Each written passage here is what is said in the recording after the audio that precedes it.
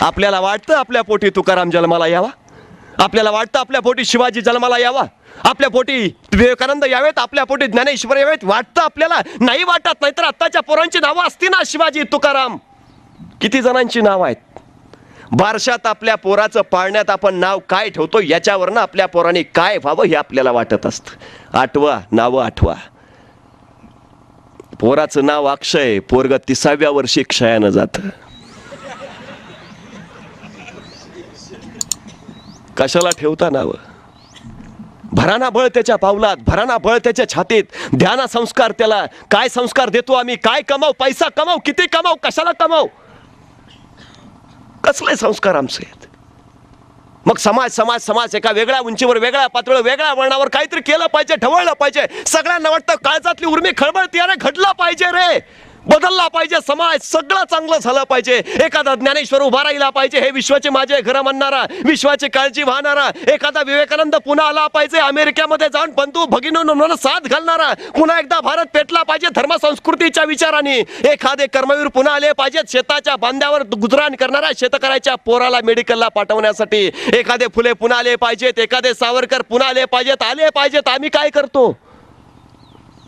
सगळं यांनी करावं. राज्य शिवाजींनी निर्माण करावं, ज्ञानेश्वरांनी द्यावं, समाज सुधारणा फुल्यांनी करावी, आणि आम्ही यांच्या जयंत्या पुण्यतिथ्या साजऱ्या कराव्या. आम्ही काय करतो मग? प्रश्न पडतो आम्हाला. राज्याची बेदरकार अवस्था बघितली की वाटतं शिवाजींचं राज्य असायला हवं होतं. म्हणजे 350 वर्षापूर्वी शिवाजींनी एवढं कर्तृत्व केलं, तरी 350 वर्षानंतर अजून आम्हाला शिवाजींची गरज पडते. अरे हा तर शिवाजींचा पराभव आहे. नाही टिकवता आला आम्हाला, नाही विचारवारसा जोपासता आला आम्हाला, पराभूत ठरलोय आम्ही.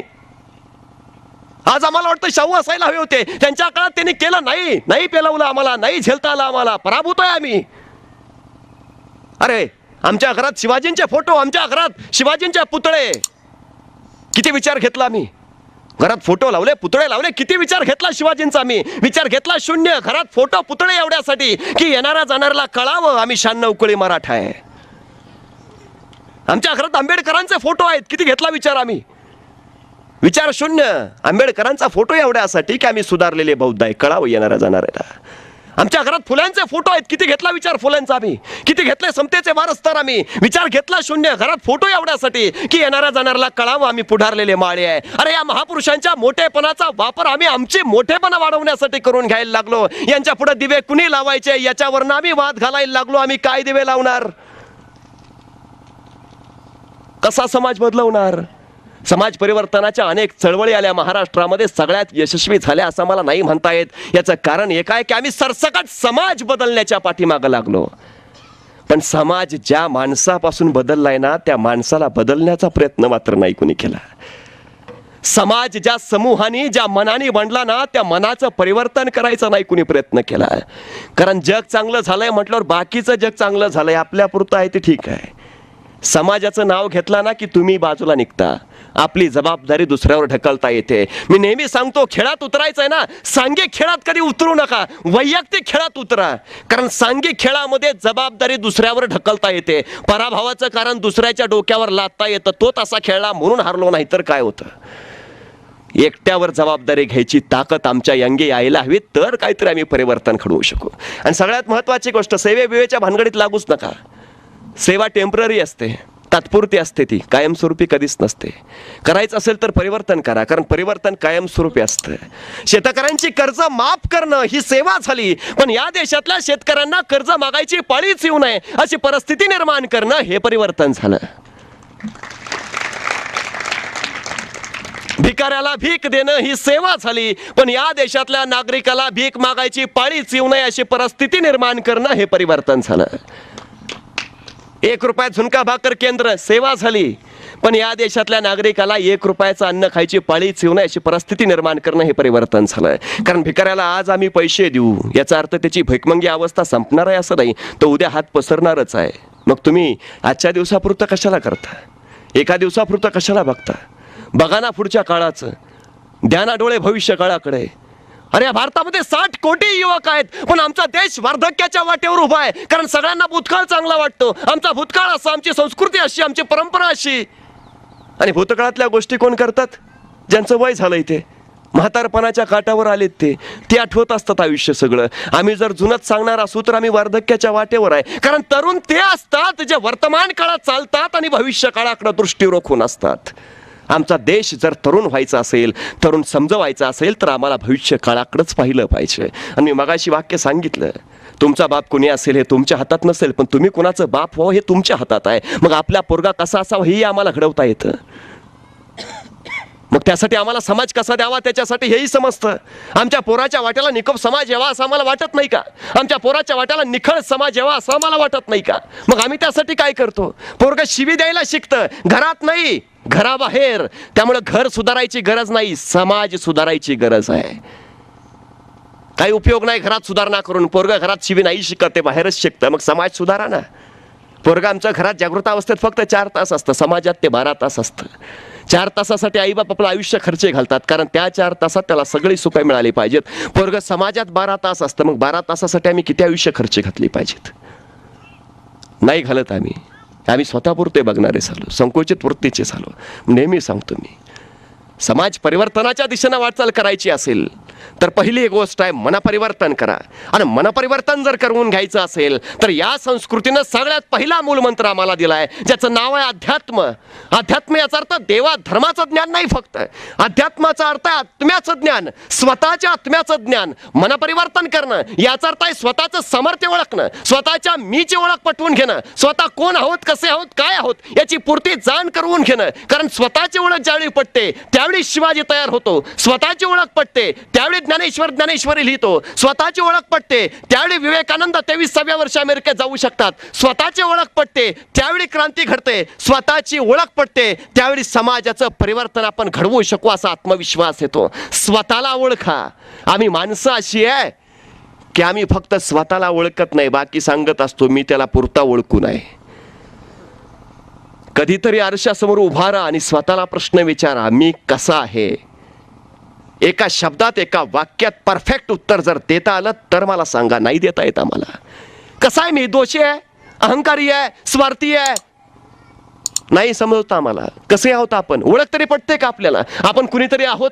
आमच्या शरीराची भाषा करताना आम्ही नाही असं म्हणत की मी हात आहे, मी पाय आहे, मी डोकं आहे. आम्ही काय म्हणतो? हा माझा हात आहे, हा माझा पाय आहे, हे माझं डोकं आहे.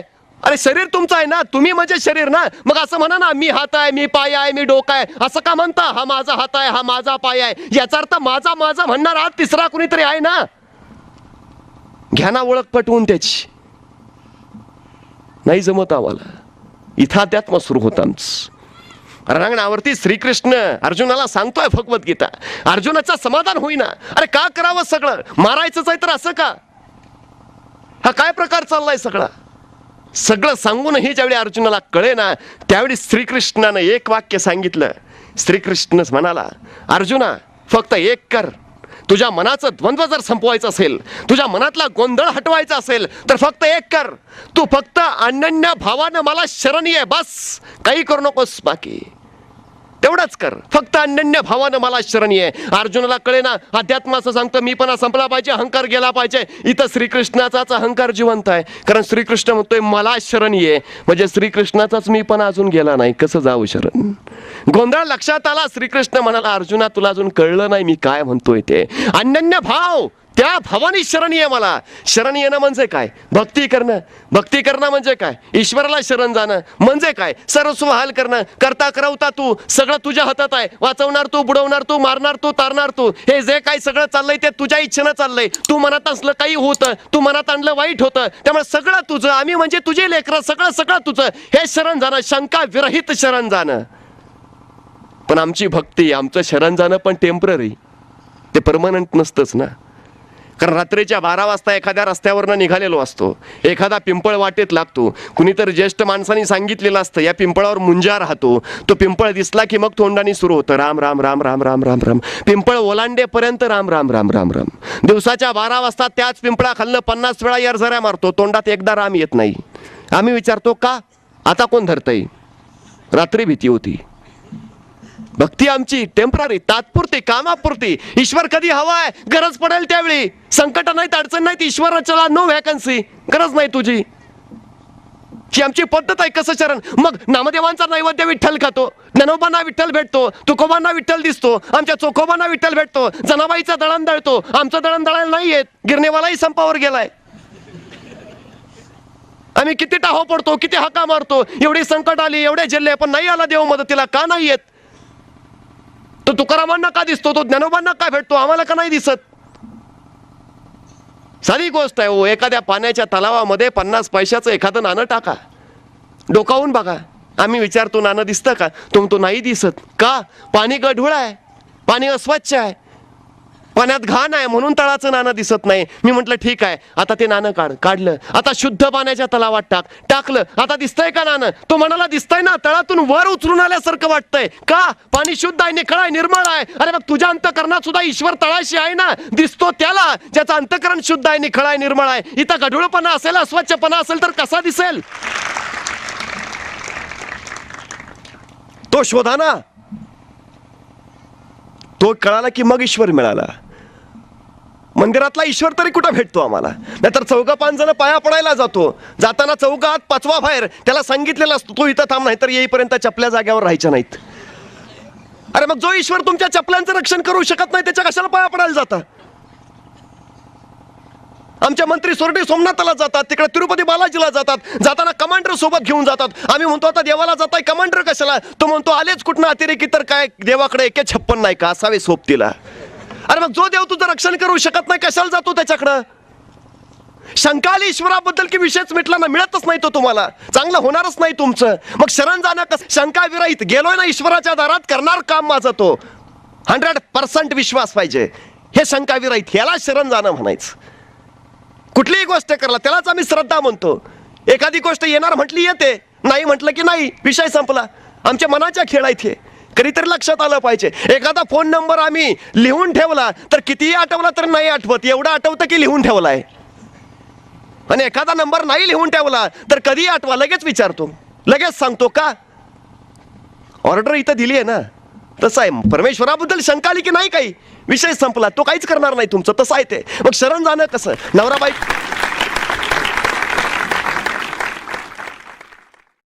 ही कौतुकाची थापच त्यांना घडवेल, ही सगळ्यात आणि सगळ्यात महत्वाची गोष्ट आहे. खरं तर शिक्षण ही अत्यंत महत्वाची गोष्ट आहे, पण कुठलीही महत्वाची गोष्ट शिकता येत नाही, ही सगळ्यात मोठी वस्तुस्थिती आहे. अनुभवासारखा दुसरा शिक्षक नव्हे, अनुभवासारखा दुसरा गुरु नव्हे. जीवन शिक्षण विद्या मंदिर ही फार पूर्वी असायची. अलीकडची अडचण अशी झाली आहे, आमच्या शाळांमध्ये चित्रकला शिकवली जाते, दुर्दैवानं चरित्रकला शिकवली जात नाही. आमच्या शाळांमध्ये जीवशास्त्र शिकवलं जातं, दुर्दैवानं जीवनशास्त्र शिकवलं जात नाही. मला असं वाटतं आजचा हा सोहळा म्हणजे चरित्रकला आणि जीवनशास्त्र शिकवणारा सोहळा आहे, ही सगळ्यात महत्वाची आजची गरज आहे. नाहीतर एक गोष्ट आपण नीट लक्षात घेतली पाहिजे. एज्युकेशन हा लॅटिन शब्द आहे, 3 लॅटिन शब्दांपासून बनला आहे. एज्युकेरे, एज्युकेअर आणि एज्युकेटम म्हणजे विद्यार्थ्यांमधले सुप्त गुण शोधणं, त्या सुप्त गुणांना योग्य व्यासपीठ मिळवून देणं आणि त्यांना त्यांच्या गुणांचा विकास करण्यासाठी संधी देणं, या 3 गोष्टी जिथे एकत्रित येतात त्याला आम्ही एज्युकेशन असं म्हणतो. पण अलीकडचं आमचं जर एज्युकेशन बघितलं तर खरंच आम्ही विद्यार्थ्यांमधले सुप्त गुण शोधतो का? खरंच त्या सुप्त गुणांचा विकास करतो का? आणि खरंच त्या सुप्त गुणांना व्यासपीठ आम्ही मिळवून देतो का? हा सगळ्यात मोठा चिंतनाचा विषय आहे. खरं तर आज पुढची अडचण अशी आहे, मी परवा रस्त्याने चाललो होतो, अचानक एका घरातून भांडणाचा सूर ऐकू आला. भांडणाचा सूर लक्षात घेतल्यावर कळालं भांडण नवरा बायकोचं आहे.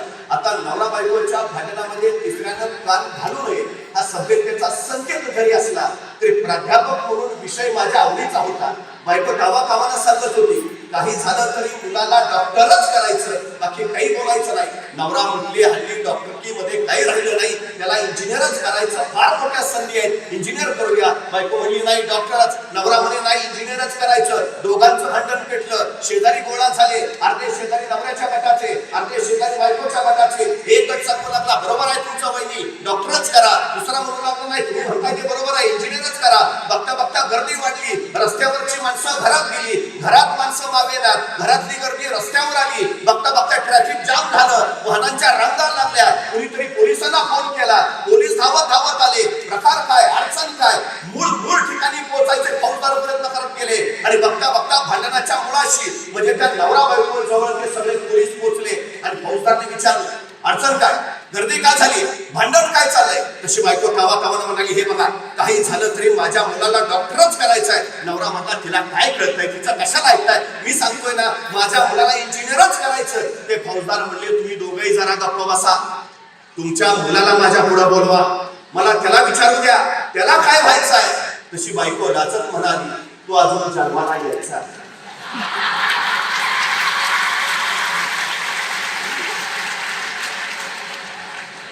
पण आमच्या शिक्षणाच्या स्पर्धेची वस्तुस्थिती जर बघितली तर मुलगा जन्माला येण्या अगोदरच आई वडिलांना त्याच्या भविष्याची, त्याच्या शैक्षणिक क्षेत्राची, त्याच्या उद्याच्या करिअरची, त्याच्या ध्येयाची सगळी पूर्तता ही आधीच करून ठेवावी लागते.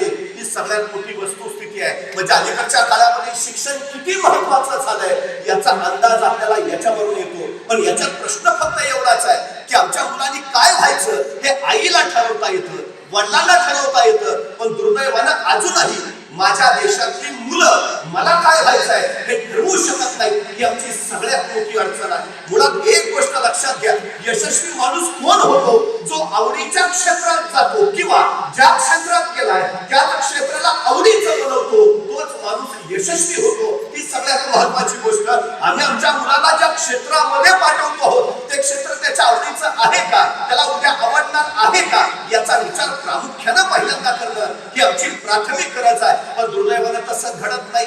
ज्याला भूमितीमध्ये रस आहे त्याला मी सचिन तेंडुलकर हो म्हणून सांगतो, ज्याला सचिन तेंडुलकर व्हायचं आहे त्याला मी गणित सोडवायला बसवतो, ज्याला गणिताची आवड आहे त्याला तुला इतिहास आला पाहिजे म्हणून अरेरावी करतो. दुर्दैवांचं हेच आहे, आज 10 कोटी लोकसंख्या असणारा जपान ऑलिम्पिक मध्ये 100 स्वर्ण पदक घेऊन जातो आणि 100 कोटी लोकसंख्या असणारा भारत ऑलिम्पिक मध्ये कशी बसून एखादं स्वर्ण पदक मिळवतो. याचं कारण त्याच्या जे आहे त्याचा विकास आम्ही घडू देत नाही, घडवत नाही. ही आमची सगळ्यात मोठी वस्तुस्थिती आहे. सचिन तेंडुलकर इयत्ता 12वीला इंग्रजीत नापास आहे, पण आज 12वीच्या इंग्रजीच्या पुस्तकात सचिन तेंडुलकर वर धडा आहे. यशाचा धडा गिरवण्यास एवढा धडा पुरेसा आहे की हे आम्हाला कधीकधी कळायला पाहिजे. त्यामुळे पहिली गोष्ट एक आहे की तुम्हाला प्रवासाला सुरुवात करायची, हा तुमचा आयुष्य नावाचा प्रवास आहे. पहिलं जर काय करायचं असेल तर पहिल्यांदा ध्येय ठरवा. हे ध्येय ठरवताना काय ठरवायचं आहे? मुळात माझ्यात काय आहे याचा पहिला विचार करा. माझ्या मर्यादा काय आहे, माझ्या क्षमता काय आहे, माझी बुद्धिमत्ता काय आहे, मी काय करू शकतो, मी काय करून दाखवू शकतो, या सगळ्या गोष्टींचा विचार करणं हे अत्यंत महत्वाचं. कुठल्याही अभ्यासाविना, कुठल्याही माहिती विना, स्वतःच्या क्षमता जाणून घेतल्या विना कुठल्याही क्षेत्रात पाऊल टाकू नका. ही पहिली गोष्ट आपण लक्षात घ्यायला हवी. खरं तर मी माझ्या महाविद्यालयात शिकत असताना सर माझा एक मित्र होता आणि नेमका एका मुलीच्या प्रेमात पडला. महाविद्यालय संपता संपता म्हणाला, आता शेवटी तरी विचारलाच. आणि महाविद्यालय संपताना शेवटी धाडस करून त्यानं विचारलंच. त्या मुलीनं मात्र स्पष्ट नकार दिला आणि म्हटली माझं लग्न ठरलं. आता याचा चॅप्टरच क्लोज झाला. पण तरी धाडस करून सांगितलं, ठीक आहे आता घडलंय ते घडलंय, पण तुझी आठवण म्हणून मला काहीतरी दे. एवढं म्हटलं तिनं पायात मी चप्पलच घातली आणि तिनं स्वतःच्या चपला याला आठवण म्हणून दिल्या. म्हणजे याच घेऊन जा. हा पण इतका त्या चपल्या घेतल्या आणि एका फ्रेम वाल्याकडे गेला. म्हटला या चपल्यांना सुंदर शोकेश म्हणा. पादुका जशा आपण ठेवतो तशा या चपला मला जपून ठेवायच्या. माझं पहिलं प्रेम. आणि त्या फ्रेम वाल्यानं एक काम चालू केलं. म्हटला 2 दिवसांनी या, तुम्हाला ते व्यवस्थित सोनेरी काठ लावलेलं, काचेचं बनवलेलं सुंदर असं ते सगळं बनवून देतो. 2 दिवसानंतर तो घ्यायला गेला. म्हटला ते झालं का माझ्या चपलांचं तयार? म्हटला झालं झालं. पण तेवढ्यात फ्रेमवाल्याने विचारलं, एक सांगता का? म्हणे काय? पादुका कुणाच्या? हा म्हटला माझ्या मैत्रिणीच्या. फ्रेमवाल्यानं पायातनं परत चप्पल काढली. 2-3 वेळा बनवलं. म्हणे का? माझ्या घरातले 3 दिवस रोज सकाळ संध्याकाळ पाया पडतात. पादुका बनवायला दिल्यात म्हणलं कुठल्या तरी मोठ्या आवडीच्या असणार. आम्ही कुठं पाया पडतो, आम्ही कुठं आमचा वेळ खर्च करतो, आम्ही कुठं आमची ऊर्जा घालवतो. या सगळ्या गोष्टीला अभ्यास महत्वाचा आहे. हे सगळ्यात महत्वाचं.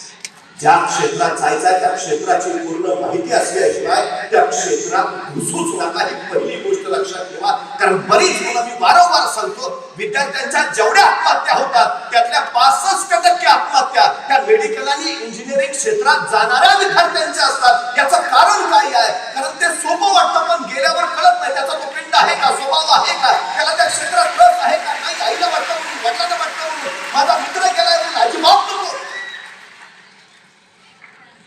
एक गोष्ट कायम लक्षात असू द्या, 3 तासाचा पेपर तुमच्या आयुष्याचं भविष्य ठरवू शकत नाही. सिलसिलामत तो पगडी 50. या जगात इतिहास नापास झालेल्या माणसानेच घडवलाय, हे पहिलं करून ठेवावं. ही सगळ्यात महत्वाची गोष्ट. तर तुम्हाला जे करायचं ना ते करा, जे वाटतंय तेच करा, काही करा, काही अडचण नाही. अरुण दाते माहिती असते तुम्हाला. या जगण्यावर, या जन्मावर शतदा प्रेम करावे. आत्महत्या करायला गेलेली माणसं सुद्धा हे शब्द ऐकून माघारी फिरल्याची काही उभार नाही. हे अरुण दाते इंजिनिअरिंगला होते, 2ऱ्या वर्षाला नापास झाले. भैयासाहेब दाते वडील, त्यांचे मोठा प्रश्न, समाजात प्रचंड मोठी प्रतिष्ठा. अशा भैयासाहेब दातेंचा मुलगा नापास झाला हे जर कळलं तर काय होईल? अरुण दाते थरथरतच निकाल घेऊन घरी आले. भैयासाहेबांनी विचारलं, अरुण राव, आज निकाल होता, काय झालं? अरुण दाते म्हटले, निकालच लागला. अहो काय झालं? बाबा नापास झाला. अरुण दात्यांना वाटलं का वडील संतापते, लालबुंद होतील, भयानक काहीतरी घडेल. परत एकदा सांगितलं, बाबा नापास झाला. एवढं ऐकलं आणि भैयासाहेब दातेने खिशात हात घातला. खिशातली 100 रुपयाची कोरी करकरीत नोट काढली, अरुण दातेंच्या हातावर ठेवली. म्हणजे जा पेढे घेऊन ये. अरुण दातेंना काय कळेल ना, नापास झालं पेढे कसले आणणार सांगता येईल. त्यांना वाटलं नीट ऐकलं नाही का काय. त्यांनी परत सांगितलं, बाबा नापास झालोय. तो ऐकलं ना म्हणूनच सांगितलं पेढे घेऊन या. पुढे विचारायची सोय नव्हती. अरुण दाते त्याच पावली माघारी गेले. बाजारात 100 रुपयाचे पेढे घेतले, परत आले. पण विचार करत, नापास झालं वडील पेढे वाटायला का सांगतायत, पेढे आणायला का सांगतायत. घरी आले, वडिलांपुढे पेढ्यांचा पुडा ठेवला आणि परत प्रश्न विचारला, बाबा मी नापास झालोय आणि तुम्ही पेढे आणायला कसं काय सांगितलं? तर भैयासाहेब दातेने प्रश्न विचारला. म्हणजे तुमच्या वर्गात मुलं किती? म्हणजे 50. पास किती झाली? म्हणजे 35. आणि नापास किती? माझ्या सहित 15. ते जाऊ द्या म्हटले, मला फक्त एक सांगा, तुमच्या वर्गातल्या पास झालेल्या 35 जणांपैकी किती जणांना तुमच्यासारखं गाता येतं? अरुणराव म्हणले, एकालाही नाही. हे पेढे द्यासाठी आहेत. तुमच्या वर्गातल्या कुणालाही माझ्या मुलासारखं गाता येत नाही. हे पेढे त्यासाठी. अरुणराव, डॉक्टर हजारो होतील, इंजिनियर हजारो होतील, पण माणसांची मनं जिंकणारा भावगीत गायक अरुण दाते मात्र एकच असेल, हे लक्षात ठेवा.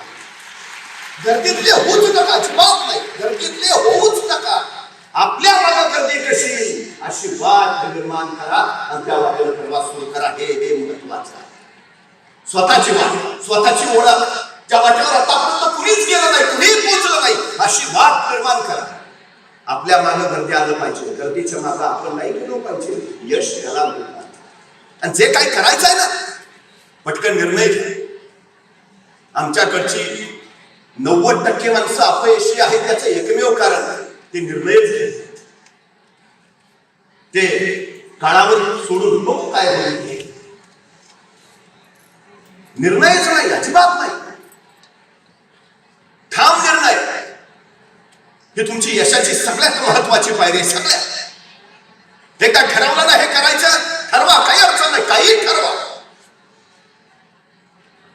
पण निर्णय घ्यायला वेळ लावू नका. जितक्या लवकर निर्णय घ्याल तितक्या लवकर उंचीवर जाल.